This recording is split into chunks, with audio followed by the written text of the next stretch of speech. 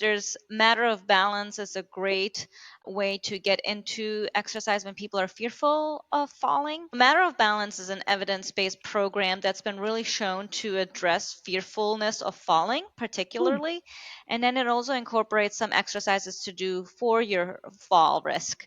And it is a evidence-based program that's put on a lot of times by state aging associations, as well as falls coalitions, fall free coalitions, and the state.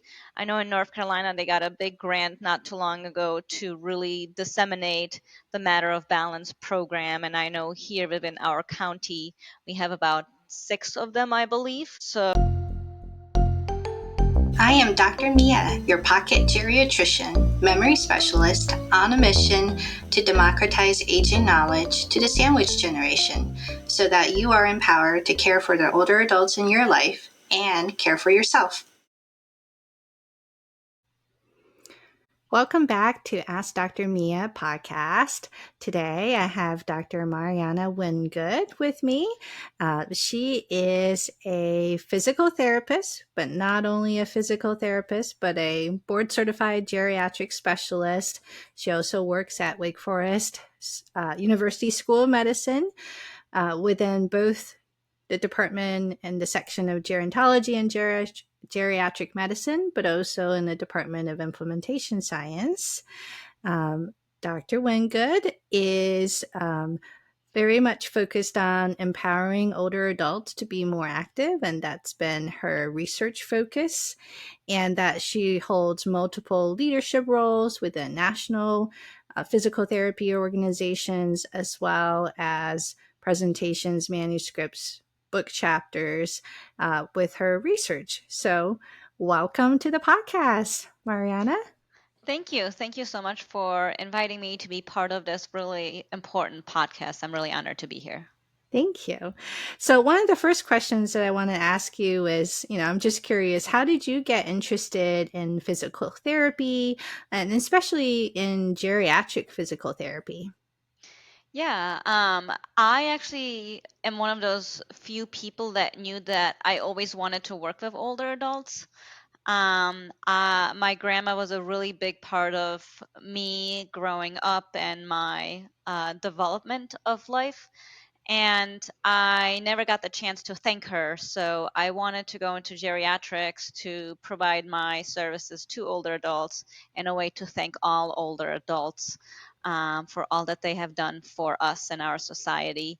And the reason I chose PT is because I love exercise and physical activity. And I love that we can use exercise and physical activity for so many health benefits, both physical and mental. So it just made sense that I should go into PT and geriatrics, particularly. That's wonderful. Yeah, I think we both share the influence from our grandparents. I was raised in China, grew up with my grandparents until I was 12, and I feel like so many people who are interested in geriatrics have such fond memories from either their own family or older adults in their life who really influenced them in formative years. So we're glad that you're also in geriatrics as well.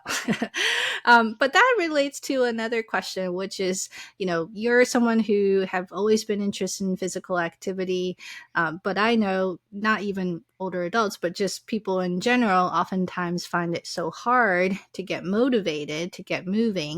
And a lot of times I hear both from older adults themselves, but even from their families as to how do I get myself or get my loved ones to move more. Yeah, whenever I work with older adults who are struggling to get moving, the number one thing is really learning what is important to them, what matters for them, and really using that as their motivator. For example, a lot of my patients, their number one goal is to be independent and be able to take care of themselves. So we talk about the things that are essential to do that. And a lot of times that means getting up out of a chair, being able to walk around the house.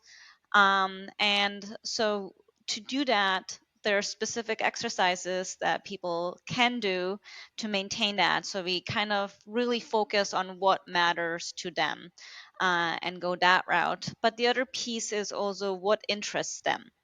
I hand out I am not a dancer of any kind, but a lot of my patients like dancing, so we create physical activities related to dancing. I have some patients that love gardening.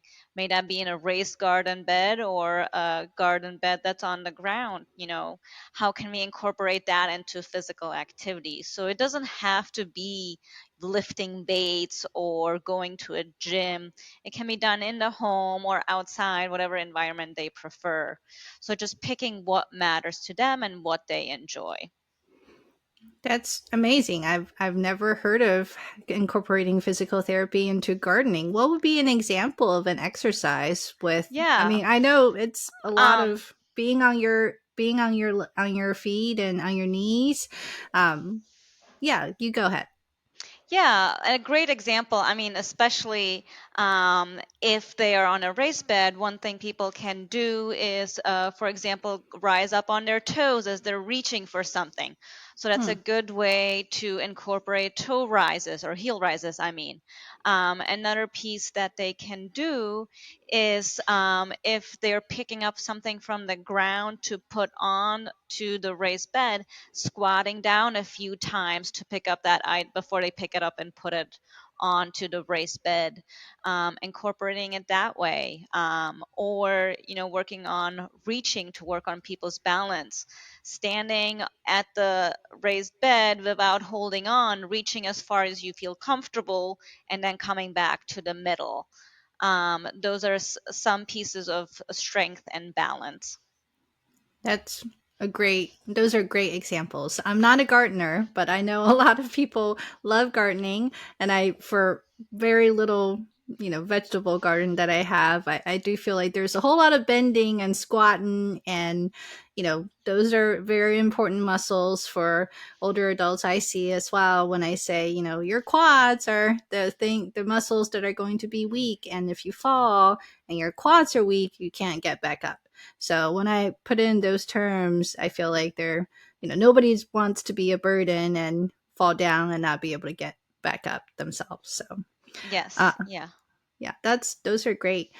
So to summarize, to find something that is a motivating factor for the person who's trying to get more exercise, and to incorporate something that they would find enjoyable or fun. Yeah, Yeah. 100%. Okay. Um, and then, sorry, I was just going to add one other piece is some people socializing and having a social aspect is really essential. And for some individuals, that's not something they prefer. So learning about if that's a preference they have. Gotcha. Yeah, I feel like there there may be a lot of exercise classes that incorporate that social aspect for people who are fairly functional and maybe want to improve their physical endurance. But I think it's a little harder to find, or maybe you can tell me if I'm incorrect. It seems to me a little harder to find for people who are lower in terms of their endurance or functional ability and are trying to either recover some physical function that they lost, or really have very little endurance to be able to do like a regular exercise class. Yeah, there's actually a lot of great options through local community centers or senior centers, as well as parks, and recreational departments.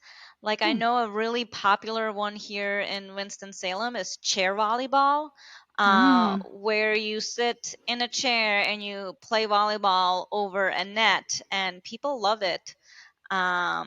And there's matter of balance is a great way to get into exercise when people are fearful of falling. There's also a lot of great tai chi programs, and there are programs available. They can be challenging to find. A good place to start is the senior centers and libraries and churches. Those tend to have some great programs available. What was the second one you mentioned? Matter of balance? Matter of balance, yeah. So, Matter of Balance is an evidence based program that's been really shown to address fearfulness of falling, Hmm. particularly. And then it also incorporates some exercises to do for your fall risk. And it is a evidence based program that's put on a lot of times by state aging associations, as well as falls coalitions, fall free coalitions, and the state. I know in North Carolina they got a big grant not too long ago to really disseminate the Matter of Balance program. And I know here within our county we have about six of them, I believe. Oh, wow. So there is a good number of them. And I unfortunately heard that one did not happen this month because there was just not enough interest for it. And I don't think it's a lack of interest. I think just people don't know about it because it's not really well advertised. It's lack of marketing. Yeah. Yeah, Yeah, yeah. exactly. That's great, and I can also include some matter of balance information in the show notes for the audience who's listening. So that kind of relates to another very common thing which we both see: people who fall, and may have, you know, done a period of physical therapy, whether it's outpatient or in the home, and then it seems like their improvement plateaus, and that they may be interested, or their family might be interested in continuing some sort of physical activity, but because insurance stops paying, then it becomes much harder for those older adults to kind of stick with an exercise regimen. Yeah. I really, really hope that whatever PT they're seeing has created a plan for them to follow after PT services are done. But if that's not the case, I think going back to would they prefer to do it in a social setting, something such as Matter of Balance, enhanced fitness, or Tai Chi, or would they like to prefer to do it at home? Um, by themselves. There are Go for Life, which is put on by National Institute on Aging, has great videos on exercises and recommendations for older adults regarding that. That's a great resource for people to turn to. On YouTube, there's also wonderful fitness classes for a variety of levels of mobility. So finding something on there is also an option. So there is some options out there, but I really hope that their physical therapist provides them with a program after they are done. Yeah, yeah. And I think most physical therapists do provide sort of a home exercise program. I think, as human beings, when we have the accountability of another person, like whether it's physical therapist or personal trainer, we're much more accountable to actually do it than if we, don't have that accountability. Yes, and Yeah. family and friends can help as accountability buddies, as I like to call them.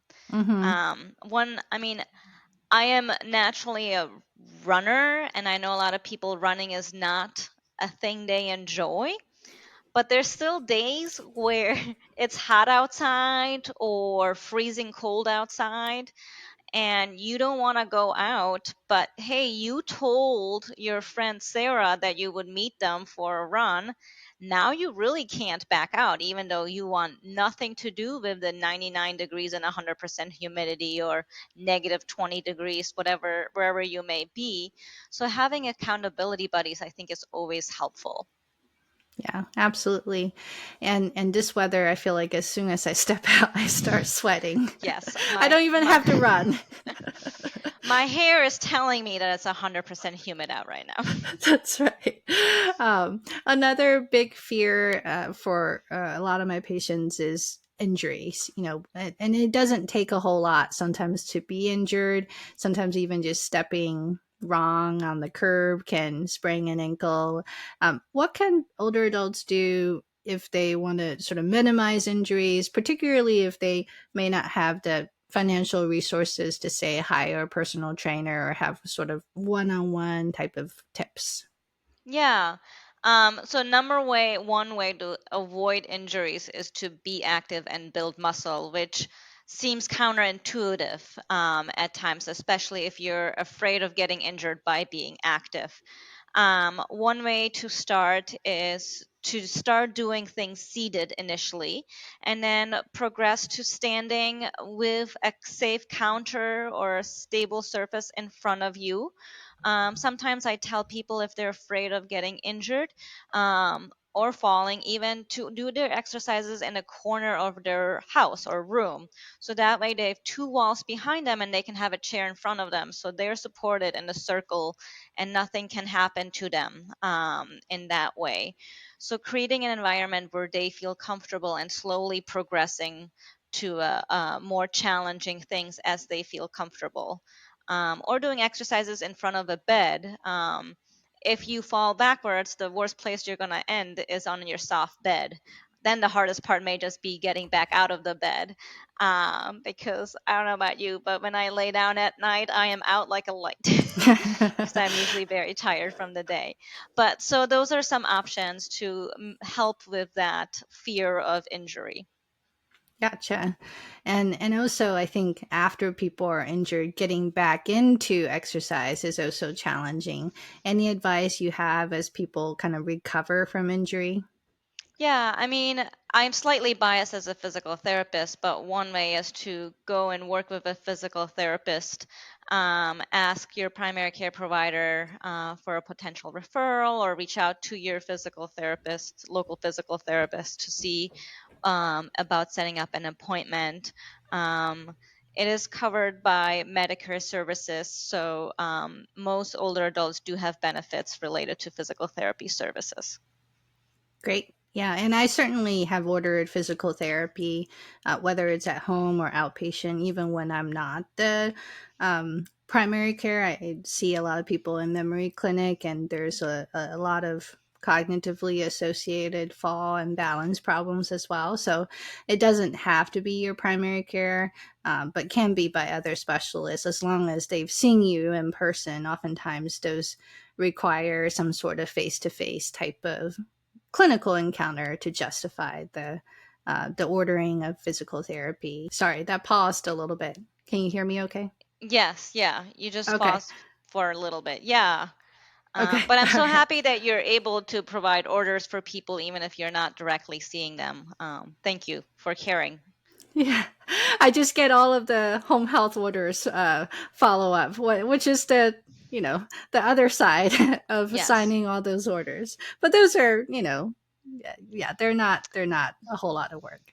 And so in terms of um, some of the resources that you mentioned, besides ordering physical therapy, I know a lot of YMCAs have silver sneakers, going to the senior centers locally.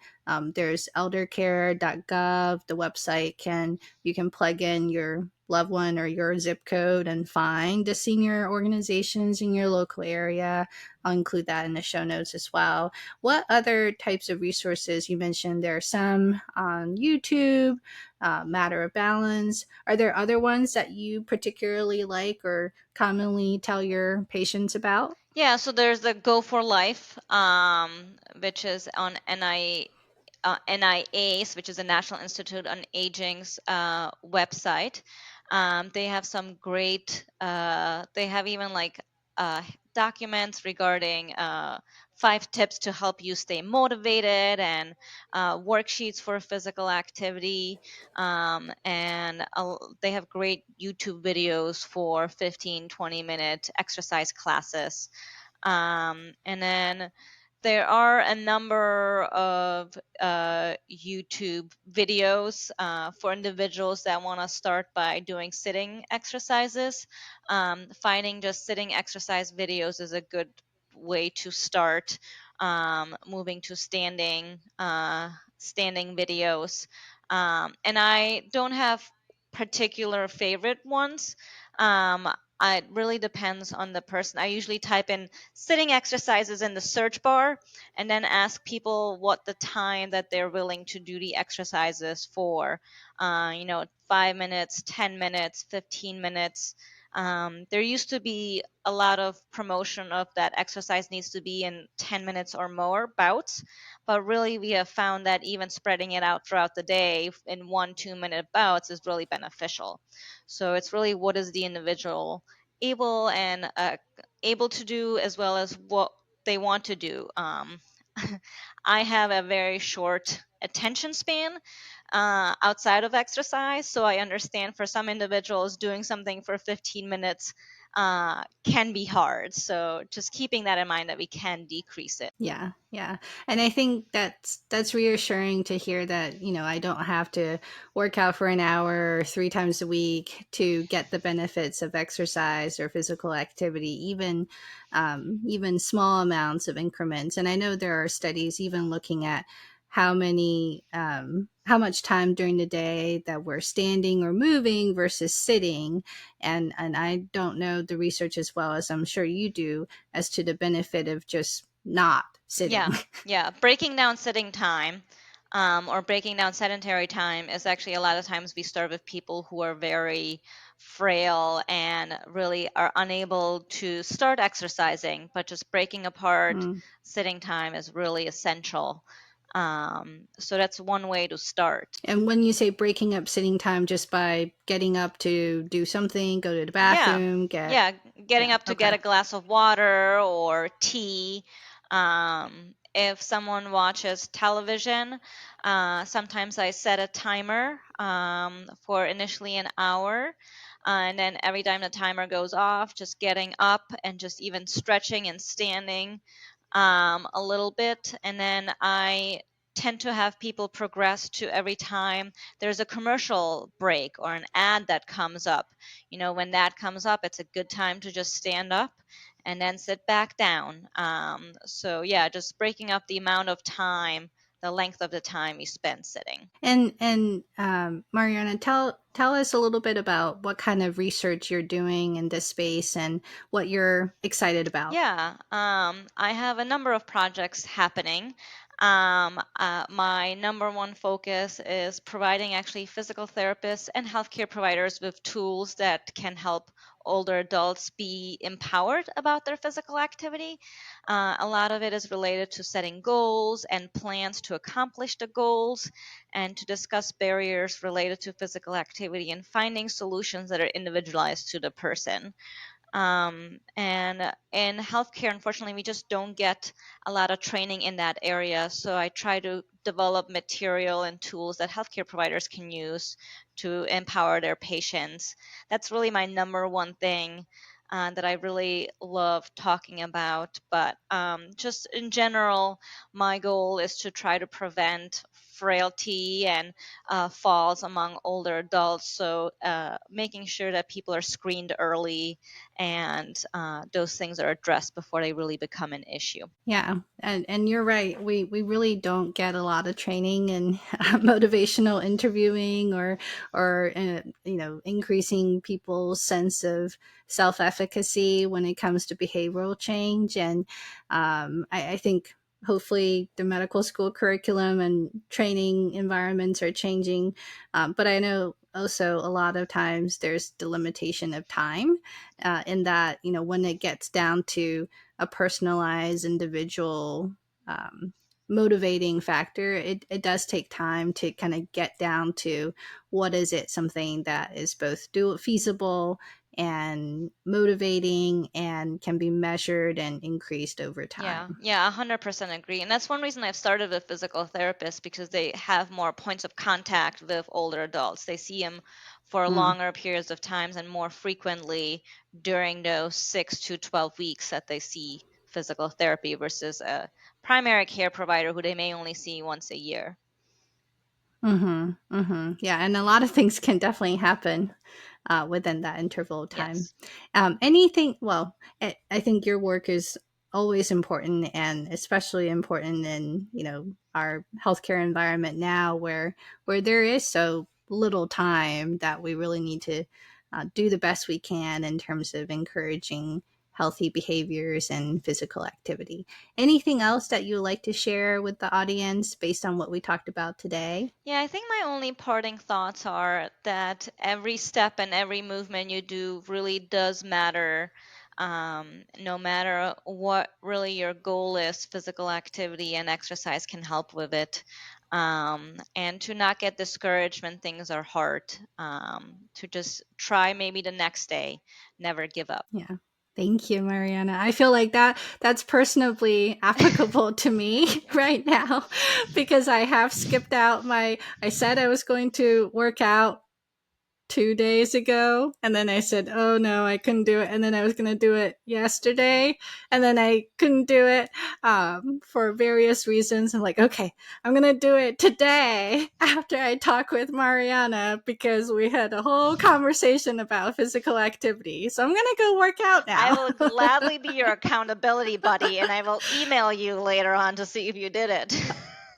Okay, will do. Thank You're you. very So welcome. go.